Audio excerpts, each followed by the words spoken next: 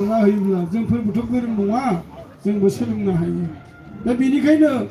आं सानो जे जाथिनि जिथु थामोनथा बे थामोनथाखौ लाखिनो थाखाय जुजिनाया साफ्रोमबो बर' फिसाफोरनि मोनथाय दङ आरो मावनांगौ खामानि दा जियानो जाथों जोङो जोबनायनि लामायाव फैदों दा गोदानै दाफुंनाय गुदि बर' थुनलाइ आफादखौ गनायथि होनाया दाख्लै जोङो जोबथा मावसुमा मेलावनो बिहरखादोंमोन नाथाय माखासेया जथुमा खुंनायनि थाखाय जाफुंनाय जायाखै दा जायफोरा दाफुंदों बिथांमोना लाबोदों गंस्निया बेवहाय गनायथि लाहैबाय आरो जोंहा गंद' दंबावो बे गंद'आ हयथ' जानो हागौ दाखालि बावै माखासेया दानायनि बाथ्रा दा माखासेया दिनै दादों दा बिथांमोननिखौ उनावबाबो गनायथि होगोन आरो जायफोरा लाबोफादों बिथांमोना जाहाथे कपिसे जोंनो होननानै कपिसे नोंथांमोना लांनो हानायहाय बेवहाय गनायथि लायोबा मोजां जागोन दा जिनिसा बे थांबाय दा दिनैनि जि थान्दै मेल बे थान्दै मेला जोबनायनि लामायाव माने गोननायानो मोनफैबाय ओरै जोब्बायानो होनजायो दा जियानो जाथों आं बेवहाय नोंथांमोननि मोनसे पारमिसन लुबैदों गाबोननि जि जोंहा नैथि थान्दै मेल दङ बे नैथि थान्दै मेलनि खायसे आयदाखौबो जों बेवहाय लाना फैनानै दिनैनो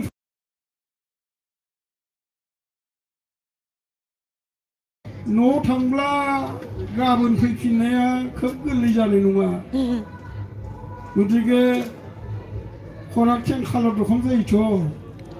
ओंखायनो दा बेखौ जुदि नोंथांमोना आवगायनो लुबैयोब्ला बेखौ लाबोनानै सावरायसिगोन नांगौ जोङो थांखिनि सोमोन्दै सावरायनायखौ जोङो गाबोनो लाहैगोन जुदि माबा जायोब्ला समनि जुदि आंखाल जायोबा दा जिथु समा गोबां जायाखै 10टाखौ लादोंमोन बेसे जाखो 8टा 45 जाबाय नामा बारा जायाखै आरो गाबावनो हानाय दंबोयो ओंखायनो लाना फैनोसै नामा हा 8टा 40ल'सो जादो लाबोनायखौनो सानबायबा होमबा आङो खावलायदों आं गोजोनदों माबा बोथोरा थान्दा ना खदाय बायो माखासेखौ नेथारि बागानपारानि सिन्था फायदा सुनदों बागानपारानिबो फैदा सुनदों लिबि दा दिलगितयावनो बे जोंनि बाक्सायाव जेमान बर' थुनलाइ दैयाव फैजोबनांगौ बिसिना सुबुन खातानिया तामुलपुर गोलैजोब्बाय खोन्दोस' सुबुन खातानिया तामुलपुर गोलैजोब्बाय खोन्दोस' माबानोसै बेखौ दैमानिफ्रायनो होननाय खोनादों दिरिं दैमानिफ्रायनो ओरै होननाय खोनादों थांथ'गोना थांथ'वाखैबा थांबाय माने गाबोननि जि हाबाफारि बेखौ नावमान खोनासंनोसै बेनिफ्राय बबे मोनसेखौ लाना फैगोन बेखौ सिगां खालामनोसै आंनि माबा जायो 5000 फल'वार्स जागोन दे लासै जाया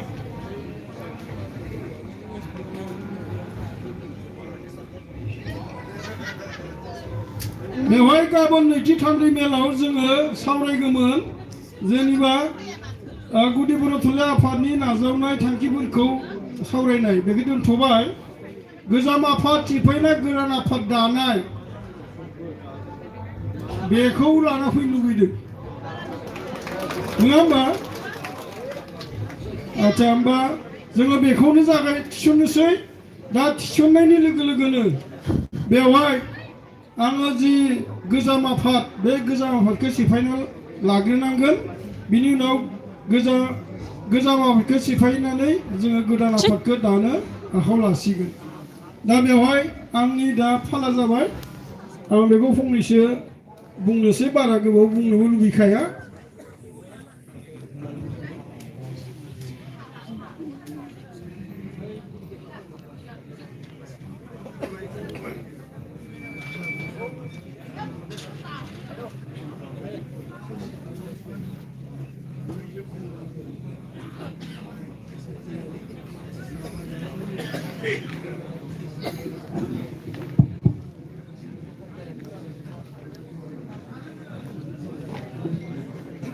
आं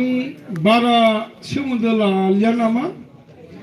टाइमा जिमानाबो थब जानांगौ दिनैनि थान्दै मेलाव आलासि बेखेवगिरि आलासि महरै नुजाथिफैनो हानाय बेखेवगिरि मानिनां गुनेश्वर स्वर्गीयारि बिथां आरो जोंनि बे जौसाङाव जिरायनाय जोंनि बाक्सा जिल्ला बर' थुनलाइ आफादनि लोगोसे लोब्बा आफादनि बर' थुनलाइ आफादनि मावथि नोंथांमोन आरो दिनै थान्दै मेलाव नुजाथिफैनो हानाय बाक्सा जिल्ला बर' थुनलाइ आफादनि आवथायाव थानाय मोन 13 गुदि बर' थुनलाइ आफादनिफ्राय आफादगिरि नेहाथारि आरो थान्दै नोंथांमोन आरो जिल्ला आफादनि सोद्रोमा नोंथांमोन दा गोजाम आफाद सिफायनो आं आखायाव लादों आफादगिरि हिसाबै बोसोरथाम आं मावबाय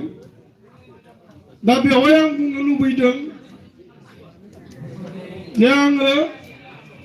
दिनै 90 बोसोरानो बाक्सा जिल्ला बर' थुनलाइ आफादजों थाफाबाय थाफानानै हयथ' दिनै लोगो नेहाथारि हिसाबैनो बे दिहिरानिकासि गुदि बर' थुनलाइ आफादनि बानजायनायाव जा जथुम्मा खुंदोंमोन बेवहाय आं गिबि बेवहाय लोगो